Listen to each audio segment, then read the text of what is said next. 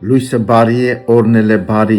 Օրը սկսենք աղոթքով։ Այսօր կարդամ Երեմիա 33 առաջի խոսք։ Եվ Տիրոջ խոսքը եղավ Երեմիային երկրորդ անգամ, եւ նա տակավին արգելված էր բանտի գավիթումը, ասելով. Այսպես է ասում Տերը, այս անողը եւ այս կազմողը Տերը, որ սա հաստատվի, որի անունը Եհովա է։ Կանչիր ինձ եւ ես քեզ պիտի պատասխանեմ եւ քեզ պիտի մեծամեծ եւ անհասանալի բաներ իմացնեմ, որ դու չգիտես։ Հալելույա։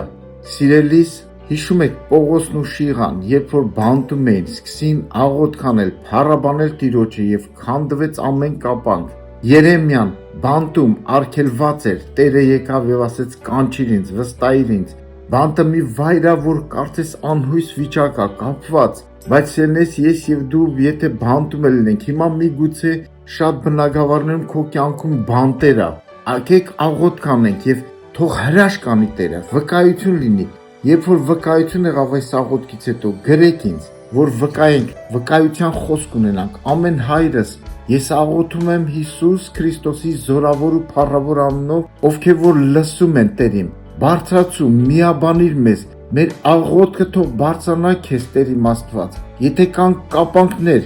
մեղքի կապանքներ, բերդեր, թող քանդվեն Հիսուսի անունով։ Եթե կան հիվանդություններ, թող բժշկություն գա Տեր իմ Աստված։ Խնդրում եմ, եթե կան պարտքեր Տեր իմ, խնդրում եմ դու լուծումներ տաս։ Եթե մարդիկ կան, որ գործ չունեն, օրհնես Տեր իմ, բոլորի ձեռքի գործերը Տեր իմ։ Դու ավելի լավ գիտես ամեն լսողին, ամեն մարդու ներսը Տեր։ Խնդրում եմ Տեր իմ Աստված, հավատքով կպնես, այս աղոթքը թող լսելի լինի եւ իջնի դեպի ցած, ինչպես անձրևն է իջնում Տեր իմ Աստված, եւ թող սա լինի վկայություն բոլորի համար։ Խնդրում ու աղաչում եմ քեզ Հիսուսի անունով, որովհետեւ քո խոսքն է ասում. Տեր, կանչիր ինձ եւ ես քեզ կպատասխանեմ։ Ես քեզ պիտի մեծամեծ եւ անհասանելի բաներ իմացնեմ, որ դու չգիտես։ Տեր, դու ապագայի Աստվածն ես, դու տալիս ես հույս եւ ապագա, դու տալիս ես շնորհք եւ ողորմություն։ Տեր, փառք քեզ։ Հիսուսի անունով աղոթեցինք։ Ամեն։